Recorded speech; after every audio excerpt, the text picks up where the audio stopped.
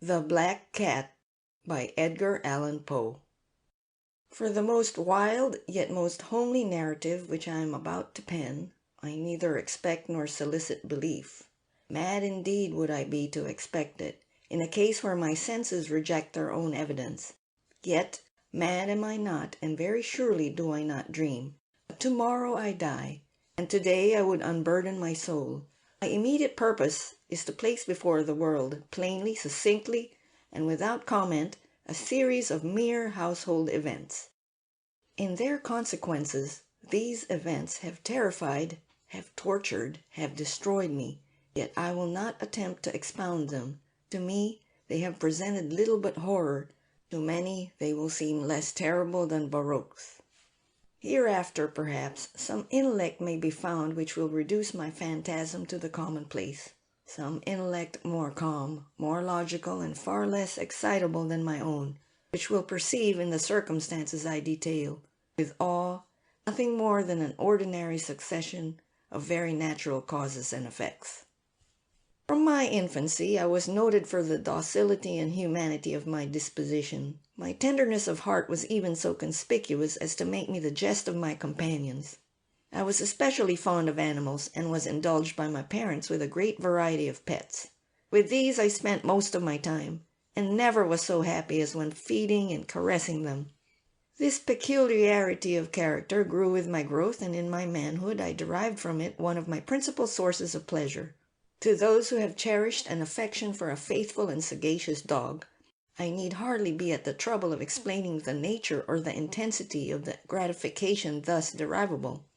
There is something in the unselfish and self-sacrificing love of a brute, which goes directly to the heart of him who has had frequent occasion to test the paltry friendship and gossamer fidelity of mere man. I married early, and was happy to find in my wife a disposition not uncongenial with my own. Observing my partiality for domestic pets, she lost no opportunity of procuring those of the most agreeable kind. We had birds, goldfish, a fine dog, rabbits, a small monkey, and a cat. This latter was a remarkably large and beautiful animal, entirely black and sagacious to an astonishing degree. In speaking of his intelligence, my wife, who at heart was not a little tinctured with superstition, made frequent allusion to the ancient popular notion, which regarded all black cats as witches in disguise.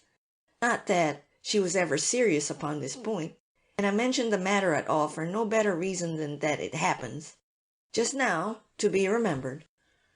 Pluto, this was the cat's name, was my favorite pet and playmate. I alone fed him, and he attended me wherever I went about the house. It was even with difficulty that I could prevent him from following me through the streets.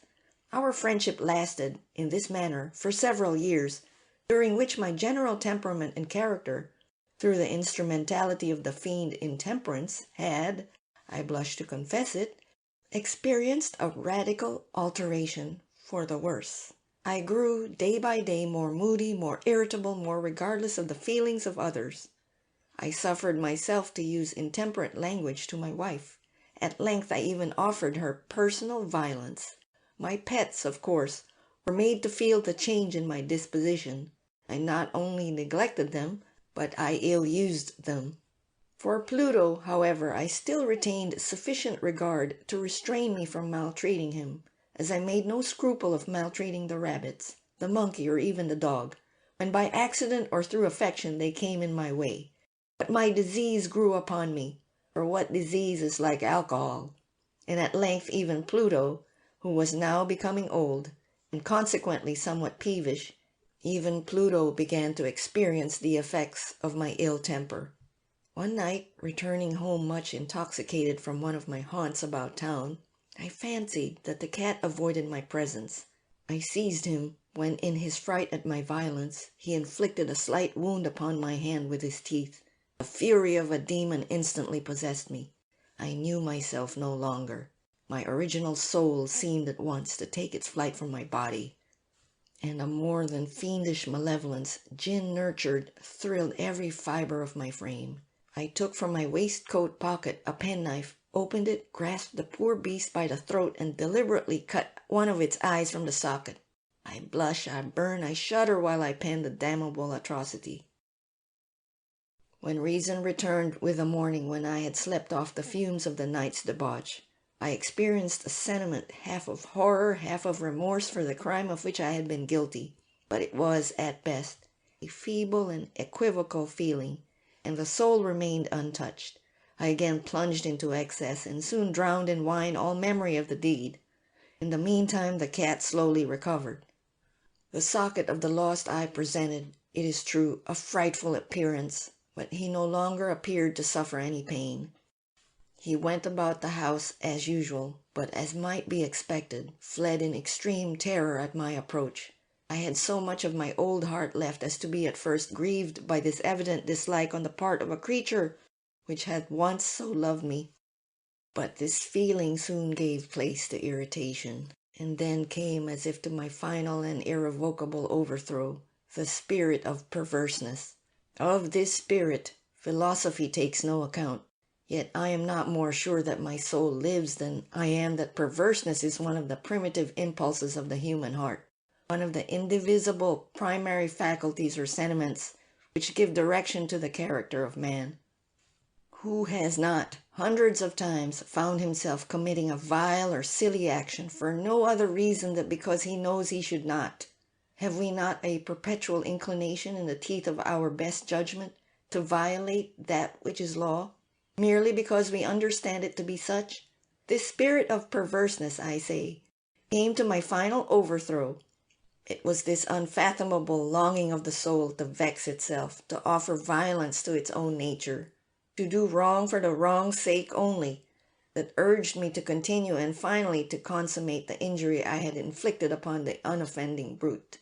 One morning in cold blood, I slipped a noose about its neck and hung it to the limb of a tree, hung it with the tears streaming from my eyes and the bitterest remorse at my heart, hung it because I knew that it had loved me and because I felt it had given me no offense, hung it because I knew that in so doing I was committing a sin, a deadly sin that would so jeopardize my immortal soul as to place it, if such a thing were possible, even beyond the reach of the infinite mercy of the most merciful and most terrible God. On the night of the day on which this cruel deed was done, I was aroused from sleep by the cry of "Fire!" The curtains of my bed were in flames. The whole house was blazing. It was with great difficulty that my wife, a servant, and myself made our escape from the conflagration. The destruction was complete. My entire worldly wealth was swallowed up, and I resigned myself thenceforward to despair. I am above the weakness of seeking to establish a sequence of cause and effect between the disaster and the atrocity, but I am detailing a chain of facts, and wish not to leave even a possible link imperfect. On the day succeeding the fire, I visited the ruins. The walls, with one exception, had fallen in. This exception was found in a compartment wall not very thick, which stood about the middle of the house, and against which had rested the head of my bed. The plastering had here, in great measure, resisted the action of the fire, a fact which I attributed to its having been recently spread. About this wall a dense crowd were collected, and many persons seemed to be examining a particular portion of it with very minute and eager attention. The words "strange," "singular," and other similar expressions excited my curiosity.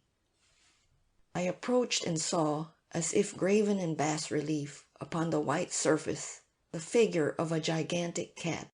The impression was given with an accuracy truly marvelous. There was a rope about the animal's neck.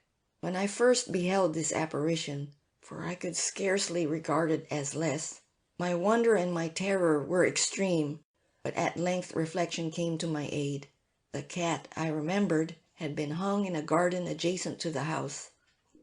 Upon the alarm of fire, this garden had been immediately filled by the crowd, by someone of whom the animal must have been cut from the tree and thrown through an open window into my chamber. This had probably been done with the view of arousing me from sleep. The falling of other walls had compressed the victim of my cruelty into the substance of the freshly spread plaster, the lime of which, with the flames and the ammonia from the carcass, had then accomplished the portraiture as I saw it. although I thus readily accounted to my reason, if not altogether to my conscience, for the startling fact just detailed, it did not the less fail to make a deep impression upon my fancy.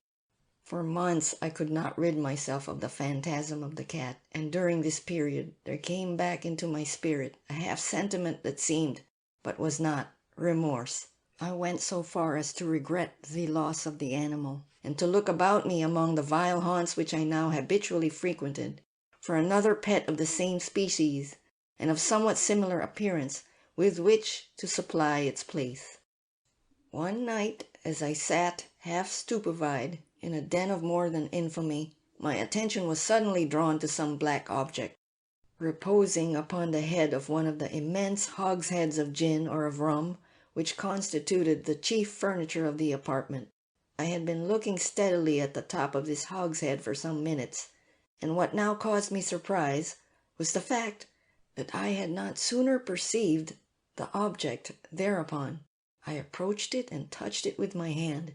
It was a black cat, a very large one, fully as large as Pluto, and closely resembling him in every aspect. But only Pluto had not a white hair upon any portion of his body, but this cat had a large, although indefinite, splotch of white, covering nearly the whole region of the breast. Upon my touching him, he immediately arose, purred loudly, rubbed against my hand, and appeared delighted with my notice. This, then, was the very creature of which I was in search. I at once offered to purchase it of the landlord, but this person made no claim to it, knew nothing of it, had never seen it before. I continued my caresses, and when I prepared to go home, the animal evinced a disposition to accompany me. I permitted it to do so, occasionally stooping and patting it as I proceeded. When it reached the house, it domesticated itself at once, and became immediately a great favorite with my wife. For my own part, I soon found a dislike to it arising within me. This was just a reverse of what I had anticipated, but I know not how or why it was, its evident fondness for myself rather disgusted and annoyed me. By slow degrees, these feelings of disgust and annoyance rose into the bitterness of hatred. I avoided the creature. A certain sense of shame and the remembrance of my former deed of cruelty, preventing me from physically abusing it. I did not, for some weeks, strike or otherwise violently ill-use it. Gradually, very gradually, I came to look upon it with unutterable loathing, and to flee silently from its odious presence, as from the breath of a pestilence. What added, no doubt, to my hatred of the beast was the discovery, on the morning after I brought it home, that, like Pluto, it also had been deprived of one of its eyes. This circumstance, however, only endeared it to my wife, who, as I have already said, possessed in a high degree that humanity of feeling which had once been my distinguishing trait, and the source of many of my simplest and purest pleasures. With my aversion to this cat, however, its partiality for myself seemed to increase. It followed my footsteps with a pertinacity which it would be difficult to make the reader comprehend. Whenever I sat, it would crouch beneath my chair or spring upon my knees, covering me with its loathsome caresses. If I arose to walk, it would get between my feet and thus nearly throw me down, or, fastening its long and sharp claws in my dress, clamber in this manner to my breast. At such times, although I longed to destroy it with a blow, I was yet withheld from so doing, partly by a memory of my former crime, but chiefly, let me confess it at once, by absolute dread of the beast. This dread was not exactly a dread of physical evil, and yet I should be at a loss how otherwise to define it. I am almost ashamed to own, yes, even in this felon's cell, I am almost ashamed to own that the terror and horror with which the animal inspired me had been heightened by one of the merest chimeras it would be possible to conceive. My wife had called my attention more than once